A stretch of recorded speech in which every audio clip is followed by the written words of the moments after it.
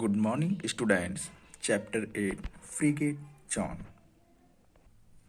Aurora borealis and Aurora australis are spectacular displays of green, red, and purple light which shimmer in the sky. They can only be seen at night in the high latitudes of the Earth near the Frigate John. Aurora borealis and Aurora australis ये एक display है की तरह काफ़ी शानदार दिखती है जिसमें green, red and purple light दिखाई देती है जो कि आसमान में टिमटिमाती रहती है। They can only be seen at night, इसको सिर्फ नाइट में ही देखा जा सकता है। फ्रीगेट जॉन अर्थ के फ्रीगेट जॉन के पास हाई लैटिट्यूड्स में। Aurora australis can be seen near the Antarctic circle. Aurora australis इसको अंटार्कटिक सर्किल के पास में देखा जा सकता है, while the aurora borealis can be seen near the Arctic circle. Aurora borealis को आर्कटिक सर्किल के पास देखा जा सकता है। They are caused when charged particles emitted from the sun collide with the particles in the earth atmosphere। ये किसके कारण होते हैं? जब जो अर्थ के एटमॉस्फेयर में जो पार्टिकल्स होते हैं और सन के कोलाइड के द्वारा जो पार्टिकल्स उत्सर्जित होते हैं उसके द्वारा इन पर क्या होता है, चार्ज होता है और उनके द्वारा इसको देखा जा सकता है। ठीक, these collisions results in small burst of light. इसी कॉलिजन्स के कारण जो लाइट है वो दिखने लगती है। The frigid zones are the coldest regions of the earth. These are covered with ice and snow throughout the year। Frigid zones हमारे अर्थ के सबसे कोल्डेस्ट रीजन्स हैं जो आइस और स्नो के द्वारा थ्रू आउट ईयर तक कवर्ड रहते हैं। मतलब अगर बात फ्रीगेट जोन्स की जाए तो ये अर्थ की कोल्डेस्ट रीजन्स हैं जो परमानेंट आइस और स्नो के द्वारा कवर्ड रहते हैं। There are two frigid zones, north frigid zones and the south frigid zones. Two frigid zones होते हैं, north frigid zone and south frigid zone. अब नॉर्थ फ्रीगेट जोन्स की लोकेशन क्या है? The north frigid zone is located between the Arctic circle and the north pole between 66 degree north and 90 degree north. जो north frigid zones है ये हमारे Arctic circles और north pole में located है। ओके, जो किस किस के बीच पड़ता है? 66 degree north and 90 degree north. While the south frigid zone is located between the Antarctic circle. जो साउथ फ्रीगेट जोन्स है वो अंटार्कटिक सर्किल और साउथ पोल में स्थित है, between 66 degree south and 90 degree south. ठीक है। Next, climate। The frigate zone experience cold climate because of their distance from the equators. These receive slanting rays of the sun and remain very cold throughout the year। Frigid zones में हमेशा cold climate रहता है। क्यों?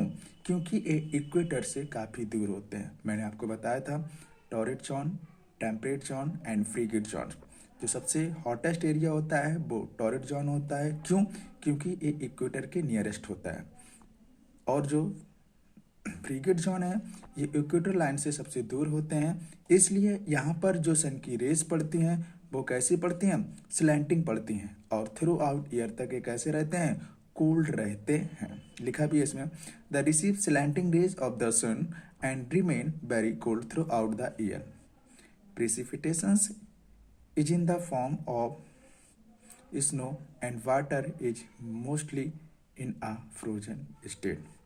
यहाँ पे प्रिसिपिटेशंस भी होते हैं जो किसकी फॉर्म में होते हैं, स्नो, और जो वाटर होता है ये ज़्यादातर फ्रोजन स्टेट्स में होता है, हमेशा जमा ही रहता है। The Arctic circle is covered with a thick layer of ice cap, ice called ice cap. जो आर्टिक सर्किल है ये आइस की थिक लेयर्स के द्वारा कैसा होता है, कवर्ड होता है, जिसे आइस कैप कहा जाता है। अर्थात जो आर्कटिक सर्किल है ये हमेशा आइस की थिक लेयर के द्वारा कवर्ड होता है, इसको क्या कहा जाता है, ice cap. The northern part of the north frigid zones, अब बात आती है नॉर्थ फ्रिगेट जोन्स की, नॉर्दर्न पार्ट की, and the southern part of the south frigid zones, it means northern frigid zones के नॉर्थ पार्ट और south frigid zone के southern part जो होता है उसमें हमेशा experience 6 months of continuous days time and 6 months of continuous night time due to the tilt of the earth axis. अर्थात यहाँ पर 6 month की डेज होते हैं और 6 month की नाइट होती है, किसके कारण, अर्थ की एक्सिस पर झुका होने के कारण। ओके, नेक्स्ट वेजिटेशंस, वनस्पतियाँ क्या क्या हैं। Natural vegetations is scarce in frigid zones, जो यहाँ पर जो नेचुरल वेजिटेशंस है फ्रिगेट जोन्स में वो काफ़ी दूर दूर तक होती हैं। It is so cold throughout the year that there is layer of permanently frozen zone. ऐसा क्यों होता है, क्योंकि यहाँ की जो वेजिटेशंस है दूर दूर क्यों होती है, क्योंकि यहाँ पर परमानेंट जो सॉइल है वो किससे, आइस से जमी हुई होती है। अर्थात यहाँ पर जो सॉइल है हमेशा वो बर्फ से जमी रहती है। This is called permafrost. इसको क्या कहा जाता है, परमाफ्रॉस्ट कहा जाता है। परमाफ्रॉस्ट है क्या, परमाफ्रॉस्ट में ये है लगभग 2 years तक यहाँ पर जो सॉइल है वो आइस से ढकी रहती है। अगर हम उस सॉइल को खोदते भी हैं तो ऐसे लगता है जैसे हम किसी पत्थर को खोद रहे हैं या किसी पत्थर को फोड़ रहे हैं। This is called permafrost. This does not support the growth of any plants. ये किसी प्लांट्स की ग्रोथ के लिए सपोर्ट नहीं करती है। In areas where the snow melt in summer, mosses, lichens and shrub grow. कुछ एरिया ऐसे हैं कभी कभार समर ड्यूरेशंस के समय जब आइस मेल्ट होती है, जब आइस पिघलती है तो यहाँ पर मॉसेस, लाइकेन एंड श्रब जो वेजिटेशंस है वो ग्रो करती हैं।